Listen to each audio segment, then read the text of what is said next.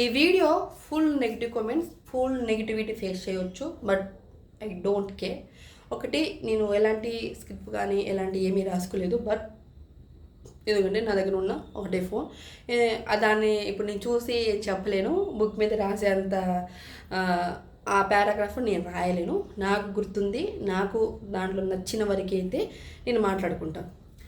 So మన ఎవరైతే ఉన్నారో నత్తిమహోంది బిందు మాధవి గారి గురించి మాట్లాడతాం. ఈమెను నేను ఓటీటీ బిగ్ బాస్లో కూడా సరిగ్గా చూడలేదు. విన్నర్ అంటే లేడీ సింహం అంటే ఏ ఊరికి లేడీ సింహం, ఏ ఊరికి కాపలాగా వస్తుందని అనుకున్నాను.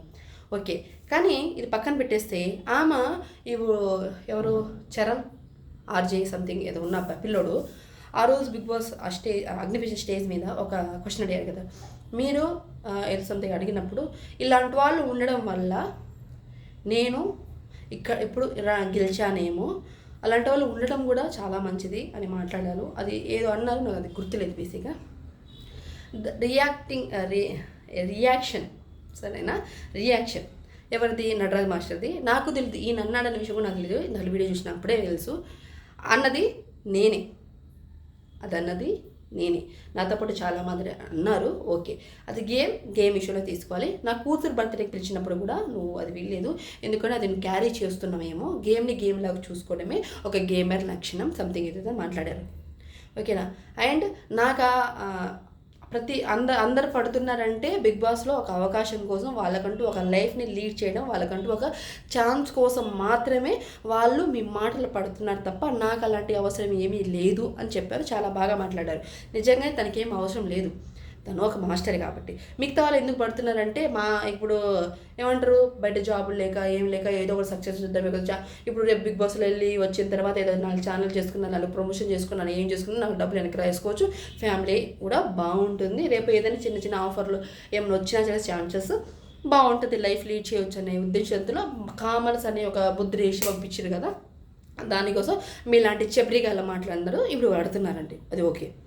దానికి రియాక్షన్ ఈమె రియాక్ట్ అవుతుందా లేదంటే ఈమెకి అంత డేర్ లేదు. సైలెంటే సమాధానం అంటే అది ఛాన్సే లేదు. ఎందుకంటే మాట్లాడడానికి ఛాన్స్ లేనివాడు ఎవడైనా సరే మాట్లాడే సైలెంటే సమాధానం అని అంటారు. అది ఓకే. దీనికి ఆపోజిట్గా షోకి సంబంధించింది, కాకపోతే అది షో అని మెన్షన్ చేయకుండా మన తనుజ పుట్టస్వామి గారు ఒక మంచి పని చేసిరు. తన ఇన్స్టా స్టోరీలో స్టిల్ ఇప్పటికీ ఉంది. ఇప్పుడు నేను వీడియో చేసినప్పుడు కూడా స్టిల్ ఇప్పటికీ ఉంది. తను కొన్ని మాటలు అన్నారు, కొన్ని 3-4 పారాగ్రాఫ్లు ఉన్నాయి. అవి నేను అంతా ఇప్పుడు చదివి చెప్పడానికి కూడా నాకు ఫోన్ లేదబ్బా, ఇంకో ఫోన్ ఉన్నా బాగుండు చదివి చెప్పేదాన్ని. నాకు గుర్తున్నంతవరకు చెప్తాను. షోని షో లాగానే తీసుకోవాలి, కామెడీ లాగానే తీసుకోవాలి. ఆ స్టేజ్ వరకే ఏదైనా సరే. వాళ్ళు మీ ఇద్దరితో మాటలు పడుతున్నారు, మీతో చేస్తున్నారు అంటే వాళ్ళకంటే ఒక ఛాన్స్ కోసమే. వాళ్ళు ఎక్కడి నుంచో వస్తారు, బస్సు ట్రైను అన్ని ట్రావెల్ చేస్తారు ఒక లైఫ్ని బిల్డ్ చేసుకోవడానికి.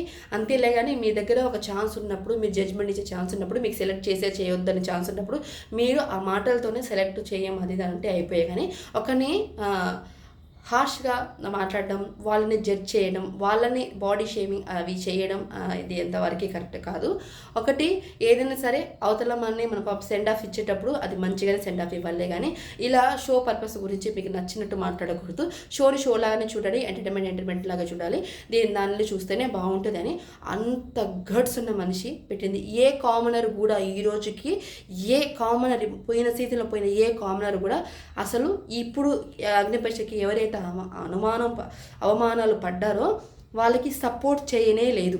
ఎందుకు మీకు అంత బలుపు అని అడుగుతున్నాను నిజంగా.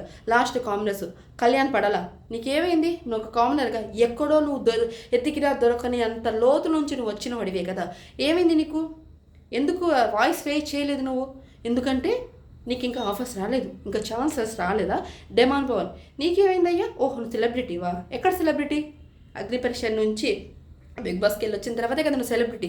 మరి ఏమైంది? ప్రియాంక, డాక్టర్ ప్రియాంక, నీకు నోరుంది కదా, మాట్లాడవచ్చు కదా, వాయిస్ రేజ్ చేయవచ్చు కదా, ఏమైంది? శ్రీజ, ఓ నాకు దమ్ముంది, కండలుంది, ఇది ఉంది, నేను ఓరామ ఏది?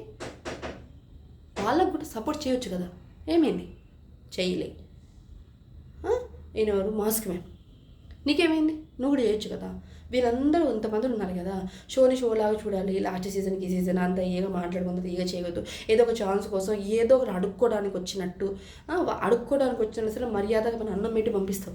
కానీ వీళ్ళు ఈ చెబరి మొహాలు వాళ్ళకి నచ్చినట్టు పడాలి.